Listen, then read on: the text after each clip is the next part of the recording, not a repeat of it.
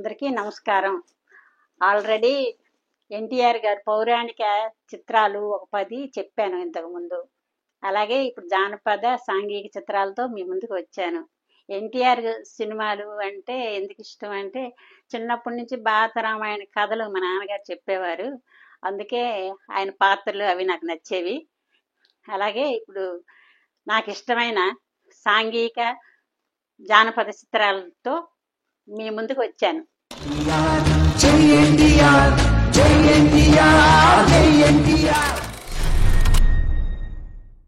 Number 1 పాతాళ Bhairavi.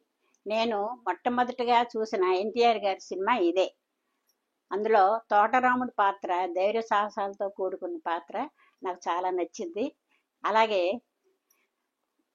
Nepali మాంత్రికుడిగా SV Rangarao గారు వేశారు, అద్భుతంగా నటించారు.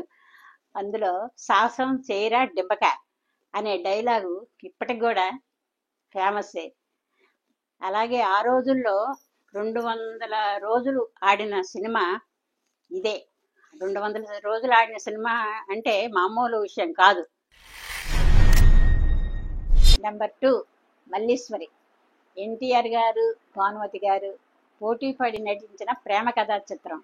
చాలా బాగుంటుంది, చూడకపోతే చూడండి.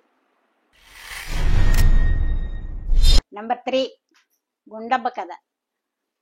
గుండమ్మ కథ తెలుగులోనంటూ ఎవరుండరు.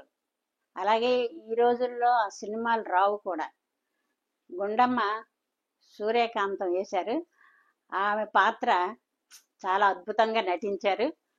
అలాగే ఎన్టీఆర్ గారు, ఏఎన్ గారు, తర్వాత సావిత్రి, జమున, ఈ నలుగురు పోటీ పడి నటించిన చిత్రం.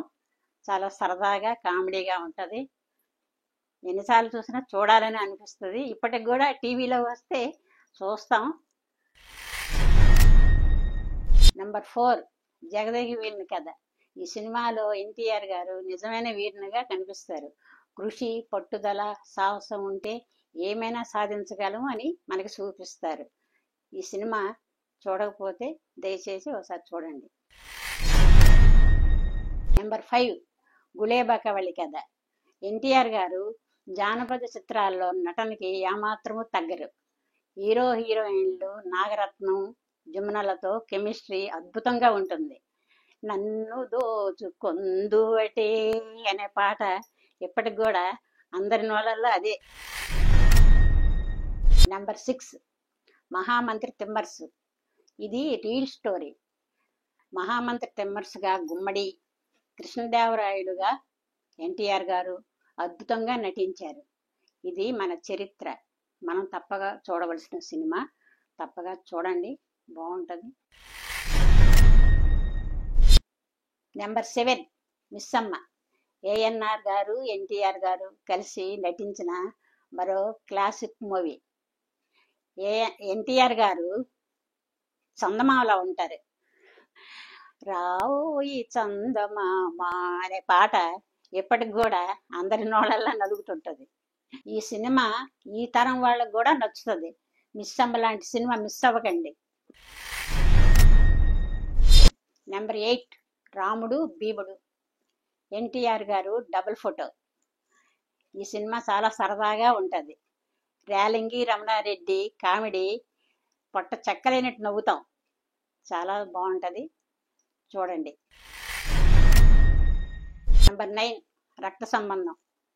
అన్నా చెల్లెళ్ళ బంధం, ఫ్యామిలీ సెంటిమెంటు.